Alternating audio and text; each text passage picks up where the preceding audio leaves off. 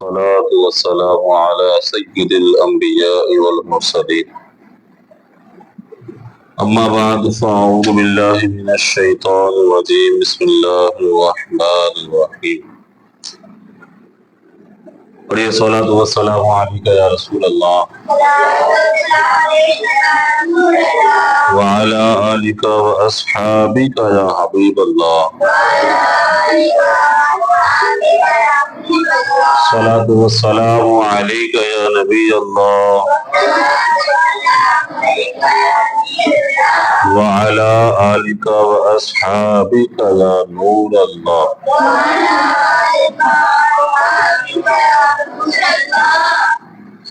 أعوذ بالله من الشيطان الرجيم بسم الله الرحمن الرحيم كيف تكفرون بالله وكنتم أمواتا فأحياكم ثم يميتكم ثم يحييكم ثم إليه ترجعون۔ ترجمہ: تم کیسے اللہ کے منکر ہو سکتے ہو، حالانکہ تم مردہ تھے تو اس نے تمہیں پیدا کیا،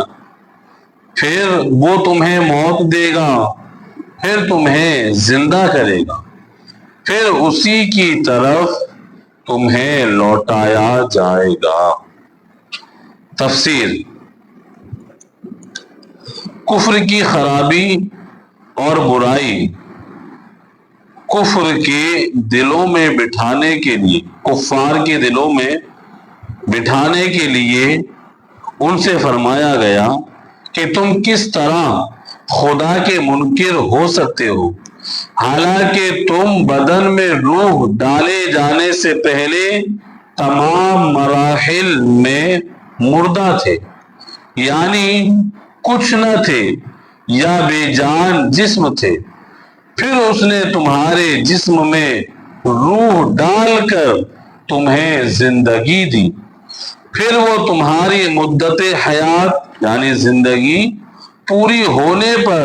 تمہیں موت دے گا، پھر قبر میں سوال و جواب کے وقت یا قیامت کے دن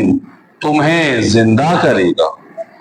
پھر حشر کے بعد تمہیں اسی کی طرف لوٹایا جائے گا اور وہ تمہیں تمہارے اعمال کی جزا یعنی بدلہ دے گا۔ تمہارے یہ احوال ایمان کا تقاضا کرتے ہیں کہ انہیں جان کر تمہارا کفر کرنا کتنا عجیب ہے۔ اگلی آیت: هو الذي خلق لكم ما في الأرض جميعا ثم استوى إلى السماء فسواهن سبع سماوات وهو بكل شيء عليم۔ وہی ہے جس نے جو کچھ زمین میں ہے، وہی ہے جس نے جو کچھ زمین میں ہے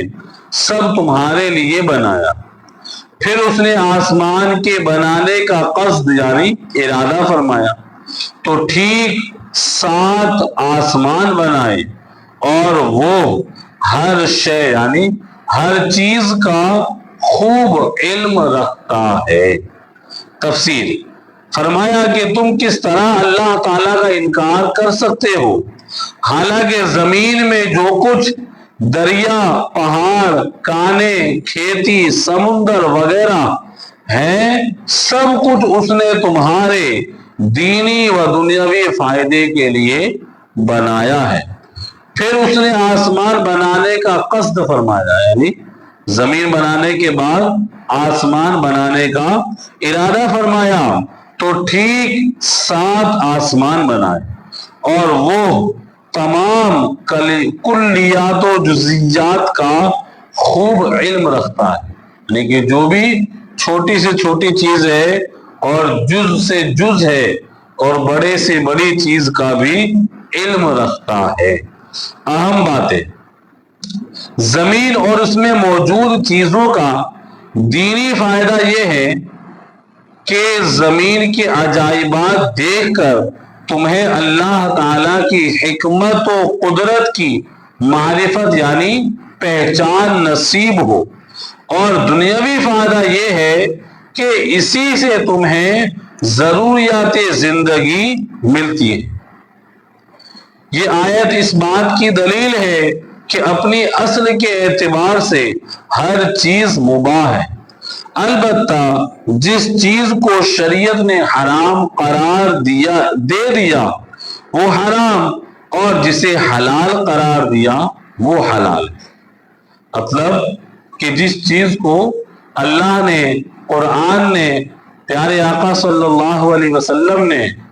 جن چیزوں کو حلال فرمایا وہی حرام ہے، اور جن چیزوں کو حرام فرما دیا وہ حرام ہے۔ تو یہ تمام باتیں اب ہمیں کیسے معلوم ہوں گی کہ کیا حلال ہے کیا حرام ہے؟ تو اس کا ہمیں علم سیکھنا ہوگا، جس کی وجہ سے ہمیں معلوم ہوگا کہ کیا باتیں حلال ہیں اور کیا باتیں حرام ہیں۔ آج ایک بڑی تعداد ہے کہ جو حلال کو حرام اور حرام کو حلال ٹھہراتی ہے۔ تو یہ علم دین سے دوری کی بنا پر، دین سے دوری کی بنا پر جو ہے آج لوگ اس طرح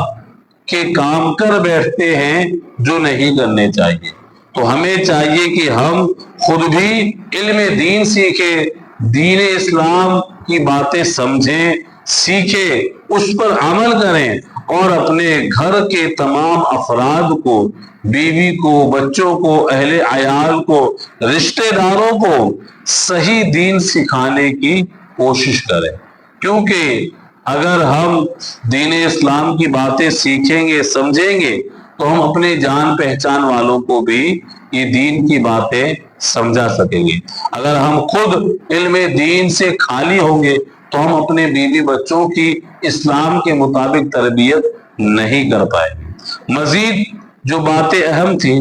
اس کا ایک لفظ استوا کا لفظی معنی ہے سیدھا اور معتدل ہونا، یعنی علماء کی ایک جماعت کے نزدیک اس سے مراد قصد کرنا ہے۔ آسمانوں کی تعداد 7 ہے۔ کتنے آسمان ہیں؟ 7 آسمان ہیں، اور ٹھیک بنانے سے مراد یہ ہے کہ ان میں کوئی شگاف یا پھٹن نہیں ہے۔ کائنات کی تخلیق اور اسے وجود میں لانا اللہ کے کامل علم کی دلیل ہے، کیونکہ ایسی حکمت سے بھری مخلوق کو پیدا کرنا